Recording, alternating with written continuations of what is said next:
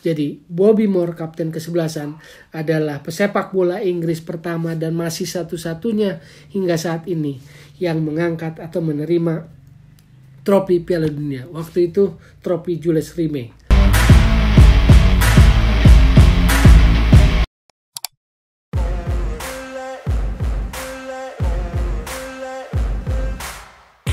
Masih di Gocek Bung Toel, Road to Qatar 2022.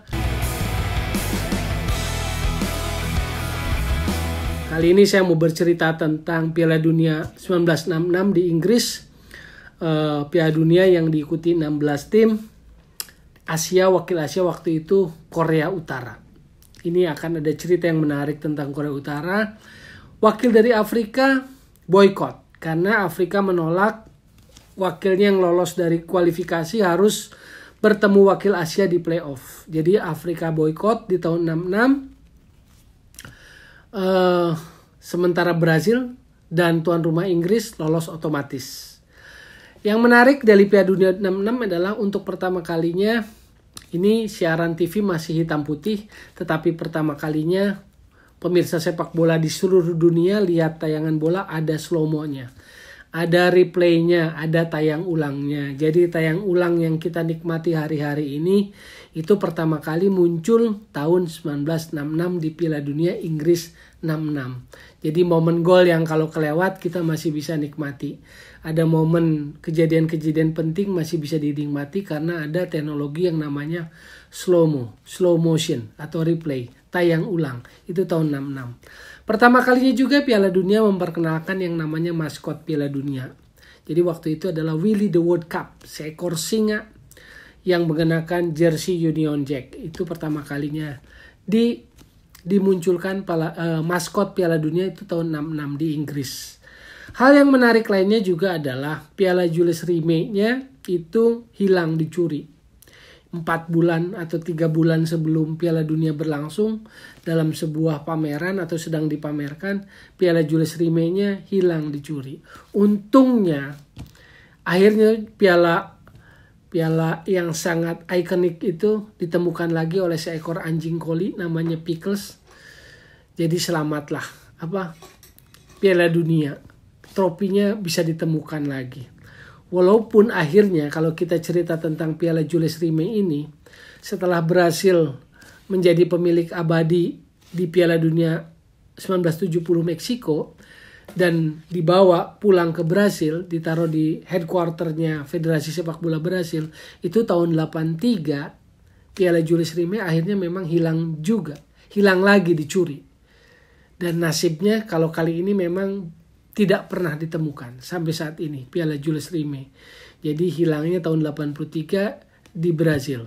Tapi waktu hilang di Inggris tahun 66, bulan Maret tahun 66 itu masih bisa ditemukan lagi oleh berkat bantuan seekor anjing koli namanya Pickles. Itu cerita yang melingkupi sebelum Piala Dunia berlangsung. Lalu kalau kita bicara tentang Piala Dunianya, maka kita bicara misalnya tentang Brasil yang ingin tripit. Ingin 3 kali berturut-turut. 58, 62, 66. Mengincar gelar ketiganya secara berturut-turut. Tapi Brasil gagal. Brasil rontok di penyisihan grup. Jadi waktu itu Pele yang sedang berjaya-jayanya menjadi incaran banyak pemain. Menang dari Bulgaria 2-0 tapi kemudian kalah dari Hungaria dan Portugal. Brasil itu. Pele hanya 2 kali main karena kemudian cedera. Kenapa cedera? Karena Pele menjadi incaran permainan atau pelanggaran-pelanggaran keras dari pemain lawan. Jadi Pele cedera, bahkan saking frustasinya dengan cedera dan permainan keras kasar lawan, Pele itu mengumumkan pensiun dari sepak bola internasional.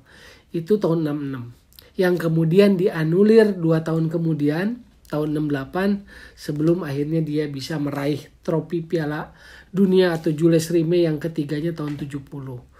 Berhasil rontok. Yang lolos dari grup itu adalah Portugal. Sementara sebelumnya kejutan lainnya terjadi di grup lain yaitu Korea Utara. Korea Utara mengalahkan Italia 1-0. Pencetak gol yang legendaris dari Korea Utara saat itu adalah Park Du-ik. Bikin 1 gol, Italia rontok, mereka ke perempat final. Di perempat final ketemu Portugal. Hebatnya pula Korea Utara ini bisa unggul 3-0 lebih dulu dari Portugal. Tapi memang Portugal sedang hebat-hebatnya karena kebintangan pemain hebat mereka. Eusebio. Bahkan di pertandingan itu di quarter final Eusebio mencetak 4 gol. Maka Portugal lah yang melenggang ke semifinal tapi ketemu tuan rumah Inggris. Kalah oleh Inggris. Akhirnya Inggris lah yang ke final dan ketemu dengan Jerman Barat. Jerman Barat ini memberikan perlawanan yang luar biasa. Dan kita tahu skor akhirnya adalah 4-2 lewat extra time perpanjangan.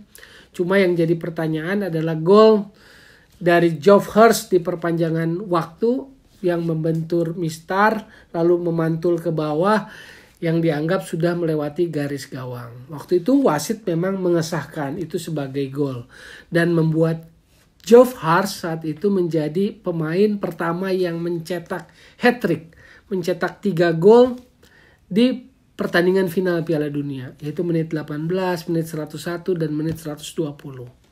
Itu kehebatan Geoff Hurst, pemain pertama yang mencetak hat-trick di pertandingan final Piala Dunia. Tapi soal debat atau polemik soal debat gol dari Geoff Hurst ini apakah sudah melewati garis gawang atau tidak itu terus berlangsung bertahun-tahun kemudian.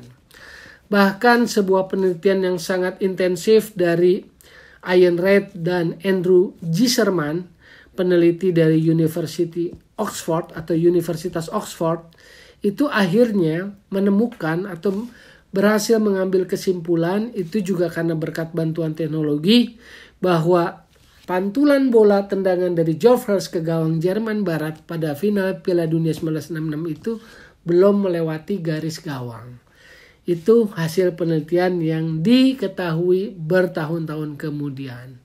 Itulah kontroversinya lah final Piala Dunia 1966 di Inggris lawan Jerman Barat. Skornya 4-2. Nah, jika Inggris punya Geoff Hurst sebagai bintangnya selain punya gawang Gordon Banks, Bobby Charlton, Jerman punya Franz Beckenbauer yang akhirnya mendapatkan gelar sebagai pemain muda terbaik Piala Dunia 1966 itu. Franz Beckenbauer 66, lalu ada Eusebio yang menjadi bintang dari Piala Dunia 66 di Inggris, Kapten Bobby Moore yang mengangkat piala, menerima piala dari Ratu Inggris, gelar piala terbesar, piala utama, turnamen utama yang satu-satunya diraih Inggris hingga saat ini. Karena Inggris belum pernah ambil gelar Piala Dunia dan Piala Eropa lagi kan. Kecuali yang timnas putrinya kemarin berhasil jadi juara Piala Eropa. Tapi timnas putranya sampai saat ini belum pernah lagi menjadi juara Piala Dunia maupun Piala Eropa.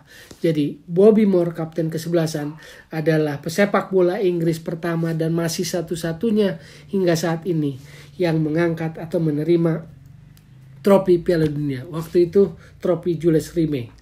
Itulah kisah dari Piala Dunia Inggris 1966. Kita akan lanjutkan lagi ke Piala Dunia lainnya. Semoga ada cerita-cerita menarik yang bisa menambah wawasan kita sebagai penggemar, pecinta sepak bola. Ciao.